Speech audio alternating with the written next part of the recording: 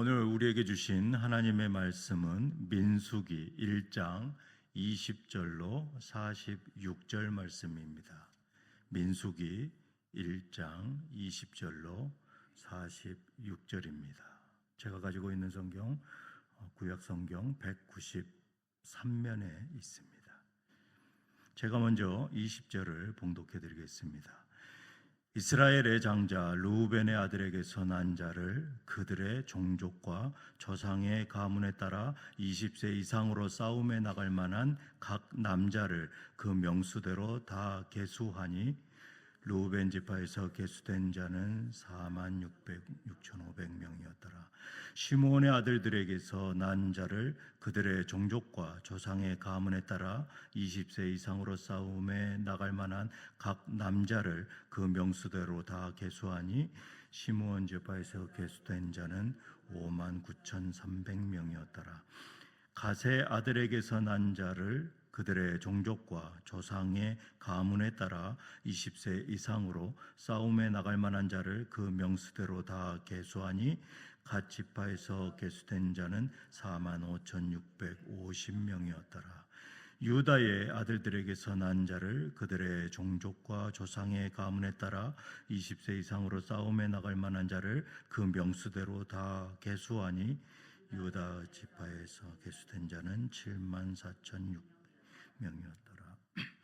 이사가라의 아들들에게서 난 자를 그들의 종족과 조상의 가문에 따라 20세 이상으로 싸움에 나갈 만한 자를 그 명수대로 다 계수하니 이사갈 지파에서 계수된 자는 54,400명이었더라. 스불론의 아들들에게서 난 자를 그들의 종족과 조상의 가문에 따라 20세 이상으로 싸움에 나갈 만한 자를 그 명수대로 다 계수하니 스불론 지파에서 계수된 자는 57,400명이었더라. 요셉의 아들 에브라임의 아들들에게서 난 자를 그들의 종족과 조상의 가문에 따라 20세 이상으로 싸움에 나갈 만한 자를 그 명수대로 다 계수하니 에브라임 지파에서 계수된 자는 45,000명이었더라. 므낫세의 아들들에게서 난 자를 그들의 종족과 조상의 가문에 따라 20세 이상으로 싸움에 나갈 만한 자를 그 명수대로 다 계수하니 므낫세 지파에서 계수된 자는 32,200명이었더라. 베냐민의 아들들에게서 난 자를 그들의 종족과 조상의 가문에 따라 20세 이상으로 싸움에 나갈 만한 자를 그 명수대로 다 계수하니 베냐민 지파에서 계수된 자는 35,400명이었더라. 단의 아들들에게서 난 자를 그들의 종족과 조상의 가문에 따라 20세 이상으로 싸움에 나갈 만한 자를 그 명수대로 다 계수하니 단 지파에서 계수된 자는 62,700명이었더라.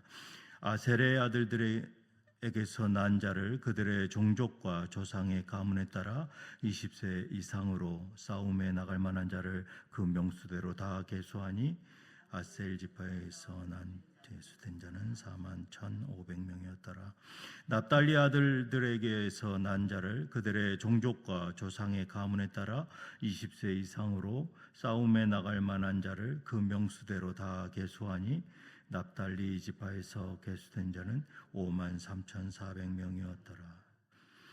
이 계수함을 받은 자는 모세와 아론과 각 이스라엘 조상의 가문을 대표한 12지휘관이 계수하였더라. 이같이 이스라엘 자손이 그 조상의 가문에 따라 20세 이상으로 싸움에 나갈 만한 이스라엘 자손이 다 계수되었으니 다 같이 읽겠습니다. 계수된 자의 총계는 60만 3,550명이었더라. 아멘. 저는 오늘 본문 말씀을 가지고 하나님 나라 군사로 부름받은 자라는 제목으로 은혜를 나누기를 원합니다. 대한민국 남자로 살아갈 때 피해갈 수 없는 것이 있습니다. 그것은 국방의 의무, 국방부의 부름입니다. 육체적, 정신적으로 군인 생활에 결격 사유는 없는지 신체 검사를 통해서 등급을 매기게 됩니다. 저 또한 피해갈 수 없었습니다. 어머니에게서 육체적으로 약하게 태어났으나 아버지께서는 남자로 태어나면 꼭 현역으로 가야 한다라는 지론을 가지고 계셨습니다. 그래서 저는 억지로 신체 검사를 통과하고 현역하고 외치고 가장 늦게 검사소에서 나왔습니다. 저는 그렇게 해서 아버지의 인정을 받게 되었죠. 오늘 이 민수기 1장의 말씀은 하나님께서 이스라엘 백성들 가운데 하나님의 군대를 소집하였습니다. 민수기 1장은 단순한 이 인구조사 기록처럼 보입니다. 몇 명, 무슨 지파에서 몇 명 이렇게. 하지만 그 속에는 하나님의 계획이 숨어져 있는 것이죠.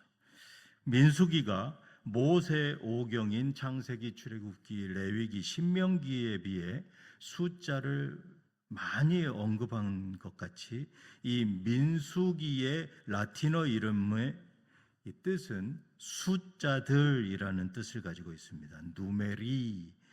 그런데 이 숫자들의 책이라는 이 영어 이름을 그 라틴어로 인해서 갖게 된 것입니다. 그러나 이 민수기는 히브리 이름으로는 광야에서라는 의미를 가졌습니다. 광야에서.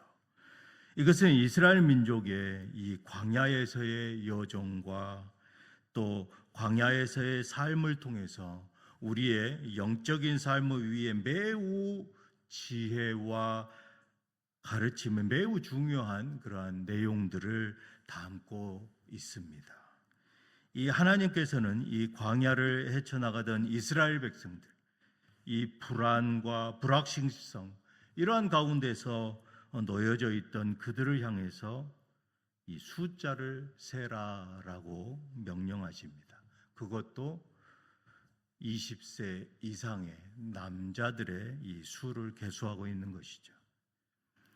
인구조사를 왜 전쟁을 앞둔 이 시점에 했을까요? 이것은 단순히 머릿수를 파악하기 위함이 아니었습니다. 하나님은 이스라엘 백성들을 하나님의 군대로 재정비하신 것입니다. 약속의 땅을 향해 나아갈 용사들, 이 용사들을 세우기를 원하셨던 것이죠. 그런데 하나님께서는 오늘 우리를 동일하게 부르고 계신다는 것입니다. 우리를 하나님 나라를 위한 특별한 군사로 부르시는 것입니다. 첫 번째로 이 하나님 나라의 군사는 어떤 자들이냐? 선택받은 거룩한 용사들입니다. 본문 20절에서부터 43절에 특별히 이 하나님은 20세 이상의 싸움에 나가서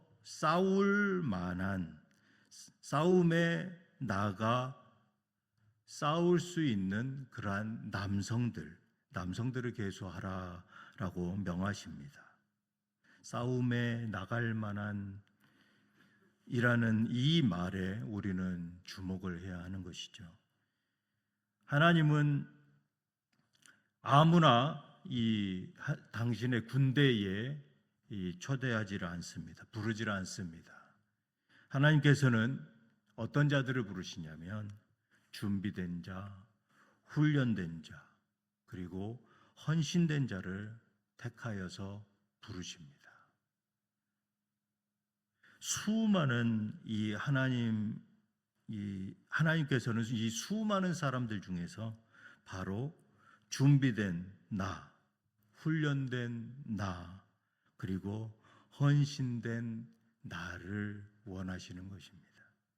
하나님의 군사라는 이러한 고귀한 직책은 아무나 맡는 것이 아닌 것입니다. 하나님이 나를 특별히 택하신 것, 그것은 나는 아직 준비가 되지 않았어, 나는 훈련되지 않았어, 나는 헌신하지 않고 있어 라는 생각을 하고 나는 아니겠지, 그게 아니다라는 것이죠. 하나님이 우리 하나님 나라의 백성으로 우리를 선택하셨을 때는 이렇게 준비시키기 위하여, 훈련시키기 위하여, 그리고 헌신자로 쓰시기 위하여 택하셨다라는 것입니다. 이 군대는 정신적, 육체적으로 강인한 자들을 원합니다. 하지만 이 하나님 나라 군대는 다르다라는 것이죠. 강하고 정신적으로 튼튼하고 육체적으로 아주 건장해서 하나님 나라 군대로 우리를 선택하신 것이 아니다라는 것입니다. 이 세상의 기준이 이렇게 강하고 건강한 그런 정신적으로도 육체적으로도 강인한 자를 선택하겠지만, 이 하나님의 기준으로 볼 때 하나님이 선택하신 자들, 이러한 자들은 세상의 영적 전쟁에 나가 싸울 만한 자를 계수하고 있는 것입니다. 두 번째로 이 하나님 나라 군사는 함께 싸워야 합니다. 44절부터 45절에 모세와 아론과 각기 이스라엘 조상의 가문을 대표한 12지휘관이 계수하였더라. 이같이 이스라엘 자손이 그 조상의 가문을 따라 20세 이상으로 싸움에 나갈 만한 이스라엘 자손이 다 계수되었으니, 이 모세와 아론과 각기 이스라엘 조상의 가문을 대표한 12지휘관이 계수하였다라는 것이죠. 모두가 연합하여서 함께 싸웠던 것입니다. 인구조사를 이렇게 하였을 때는 각 지파별로 이렇게 나누어서 계수하였지만 이들이 함께 싸웠다라는 것이죠. 하나님께서는 이렇게 이스라엘 백성을 지파별로 계수하고 또 각각의 공동체 안에서 질서 가운데 함께 연합해서 싸우는 군대를 만드셨던 것입니다. 우리 공동체는 어떻습니까? 고린도전서 12장 27절에 너희는 그리스도의 몸이니 지체의 각 부분이라. 예수 그리스도의 몸에 우리는 각 지체다라고 말씀하십니다. 서로 연결되어져 있고 서로 연합된, 그리고 함께 성장해야 할 운명 공동체인 것입니다.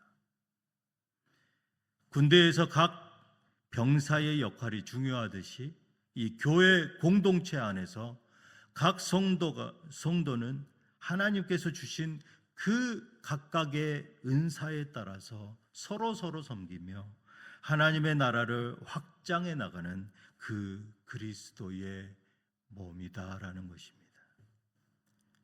그리스도 안에서 함께 하나님 나라를 세우는 하나님 나라 공동체를 이루는 모든 성도들 되시기를 주님의 이름으로 축복합니다. 세 번째로 이 하나님 나라 군사는 어떤 사람들이냐? 믿음으로 전진하는 용사들입니다.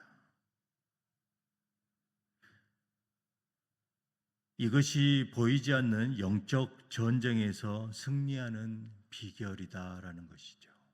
어느 드라마에서 이렇게 인용합니다. 이 일본이라는 조그만 나라가 어떻게 그렇게 큰 이 중국과 동남아까지 다 제패하였는지 아느냐? 그것은 모두가 순종하였기 때문이다 라고 얘기를 합니다. 일본 군대가 그래서 모두 제패하고 정벌을 하고 식민지화했다라는 것이죠. 군사들은 이렇게 명령에 순종하면 강력한 힘을 갖는 것입니다. 세상 군대도 이렇습니다. 물론 일본 군대는 종국엔 패망합니다. 우리 하나님 나라 군대는 하나님의 명령에 따라 그 믿음을 가지고 전진하는 용사들입니다. 이스라엘 백성은 가나안 땅을 어떻게 정복할 수 있었습니까? 오직 하나님을 향한 그 믿음 때문이었던 것입니다. 민수기 14장 9절에 다만 여호와를 거역하지는 말라. 또 그 땅 백성을 두려워하지 말라. 그들은 우리의 먹이라. 그들의 보호자는 그들에게서 떠났고 여호와는 우리와 함께 하시느니라. 그들을 두려워하지 말라 하나. 이 여호수아와 갈렙은 수많은 정탐꾼들의 이 부정적인 보고 앞에서 오직 믿음으로 전진하였던 용사들이었습니다. 오직 하나님의 그 명령에 우리가 순종하고 그 믿음을 가지고 나아가면 종국엔 우리가 가나안 땅 안으로 들어갈 수 있다라는 것입니다. 여호와를 거역하지는 말라. 그 땅 백성을 두려워하지 말라. 그들은 우리의 먹이라. 그들의 보호자는 그들에게서 떠났고 여호와는 우리와 함께 하시느니라. 그들을 두려워하지 말라. 말씀을 맺겠습니다. 사랑하는 성도 여러분, 오늘 우리는 민수기 1장의 이 본문 말씀에서 하나님께서 하나님 나라 군사를 부르십니다. 또한 우리가 하나님 나라 군사로 선택받았음을 믿으시기 바랍니다. 오늘 우리가 싸워야 할 전쟁은 무엇입니까? 에베소서 6장 12절에 우리의 전쟁은 혈과 육의 전쟁이 아님을 말씀합니다. 눈에 보이는 칼과 창의 전쟁, 이것은 우리의 전쟁이 아니다라는 것이죠.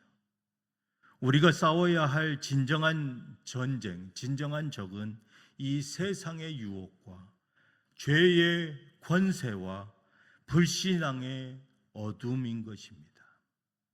오직 하나님께서 주시는 그 믿음을 붙들고 날마다 말씀 앞에 나아가고 훈련되어지면, 그리고 성령님의 인도함에 따라서 살아가고 순종하면, 그리고 오직 하나님의 명령을 순종하고 믿고 따라가면 우리는 그 영적 전쟁에서 승리하게 되는 하나님 나라의 군대 용사가 될 것입니다. 날마다 우리는 쓰러집니다. 하지만 오직 여호와 하나님만 믿고 두려워 말라 하시는 그 말씀에 순종하며 승리하시는 저와 모든 성도들 되시기를 주님의 이름으로 축복합니다. 기도하시겠습니다. 하나님 아버지, 우리 모두 하나님께서 기뻐하시는 진정한 용사로 사용하여 주시옵소서. 영적 전쟁에서 오직 하나님의 말씀과 날마다 성령님의 인도하심을 따라서 담대하게 하나님 나라를 확장해 나아가는 하나님 나라 군사가 되게 하여 주시옵소서. 오늘 하나님의 말씀처럼 여호와를 거역하지 말라. 그 땅 백성을 두려워하지 말라. 그들의 보호자는 그들에게서 떠났고 여호와는 우리와 함께 하시느니라. 그들을 두려워하지 말라라고 말씀하신 그 여호와의 말씀을 믿고 순종하게 하여 주시옵소서. 우리 주 예수 그리스도의 이름으로 기도드리옵나이다. 아멘.